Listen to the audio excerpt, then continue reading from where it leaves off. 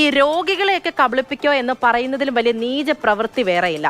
അന്താരാഷ്ട്ര ബ്രാൻഡുകളുടെ ക്യാൻസറിനുള്ള മരുന്നുകളുടെ കാലിയായ കുപ്പിയിൽ ഫംഗസ് ബാധ തടയാനുള്ള മരുന്ന് നിറച്ച് ക്യാൻസർ മരുന്നാണെന്ന് പറഞ്ഞ് വിൽക്കുക.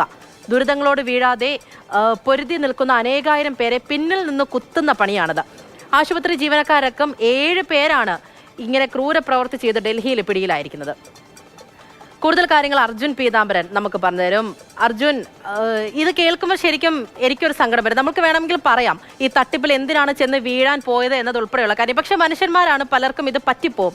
പക്ഷേ ഈ രോഗികളെയൊക്കെ ഇങ്ങനെ കബളിപ്പിക്കുക എന്ന് പറയുമ്പോൾ അവരെ തട്ടിപ്പിനിരയാക്കുക, പ്രത്യേകിച്ച് ക്യാൻസർ എന്നൊക്കെ പറയുന്നത് നമുക്കറിയാം.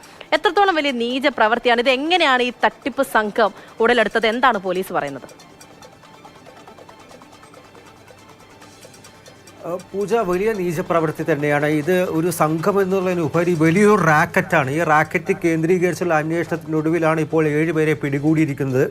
ഈ റാക്കറ്റിലെ കണ്ണികളായിട്ടുള്ള മറ്റൊരുപാട് പേരെ ഇനിയും പിടികൂടാനായിട്ടുണ്ട്. കാരണം ഇപ്പോൾ തന്നെ ഈ ഡൽഹിയിലും ഗുരുഗ്രാമിലും നടത്തിയ റെയ്ഡുകളിൽ നടന്നത് 4 ഇടത്താണ് റെയ്ഡ് നടന്നത്. അവിടെ നിന്നും 4 കോടി രൂപ വിലമതിക്കുന്ന ഈ ഉപകരണങ്ങൾ, മരുന്നിൻ്റെ ഉപകരണങ്ങൾ ഉൾപ്പെടെ ക്രൈംബ്രാഞ്ച് പിടിച്ചെടുത്തിരിക്കുന്നു. മാത്രമല്ല ഇവരുടെ ഒരു വിൽപ്പന ഉണ്ടായി എന്ന് പറയുന്നത് ഡൽഹിയിൽ മാത്രമല്ല, സമീപ സംസ്ഥാനങ്ങൾ ഉൾപ്പെടെ ഹരിയാനയിലേക്കും അതുപോലെ തന്നെ ഉത്തർപ്രദേശിലേക്കും വ്യാപിപ്പിച്ചിരിക്കുന്നു. ഒപ്പം തന്നെ ഈ സംഘത്തിലെ 7 പേരിലെ ഒരാൾ, അയാൾക്ക് സ്വന്തമായിട്ടൊരു മെഡിക്കൽ ടൂറിസം ഉണ്ട്.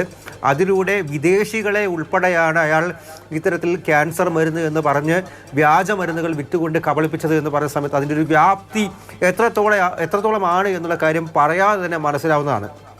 2 മാസം എടുത്തു ഈ സംഘത്തെ പിന്തുടർന്ന്, അതായത് ഒരു രഹസ്യ ഇൻഫർമേഷൻ, സീക്രട്ട് ഇൻഫർമേഷൻ വഴി അവരെ പിന്തുടർന്ന് 2 മാസം എടുത്തു ഇവരിലേക്ക് എത്താനായിട്ടും കൃത്യമായിട്ടൊരു റെയ്ഡ് കണ്ടക്ട് ചെയ്ത് 7 പേരെയും എല്ലാ പഴുതുകളും അടിച്ച് പിടികൂടാനായിട്ടും.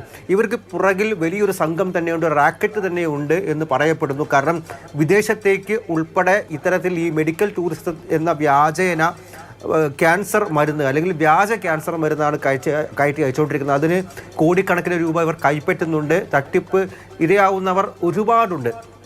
അവരെ സഹായിക്കണം, ഈ റാക്കറ്റിനെ മുഴുവൻ പിടികൂടണം. അതുമായി ബന്ധപ്പെട്ടുള്ള നടപടികൾ ഡൽഹി പോലീസും ക്രൈംബ്രാഞ്ചും നടത്തിക്കൊണ്ടിരിക്കുകയാണ്. ഈ രീതിയിൽ തന്നെ ഒരുപാട് സംഭവങ്ങൾ നമ്മൾ കേൾക്കുന്നതാണ്. ആശുപത്രികൾ കേന്ദ്രീകരിച്ച് മരുന്നുകളുമായി ബന്ധപ്പെട്ട്, അവയവങ്ങളുമായി ബന്ധപ്പെട്ട് അങ്ങനെയുള്ള കാര്യങ്ങളൊക്കെ ഇങ്ങനെ നമ്മുടെ നാട്ടിലേക്ക് ഇങ്ങനെ വർദ്ധിച്ചു വരികയാണ് ലോകത്തിന്റെ വിവിധ ഇടങ്ങളിൽ.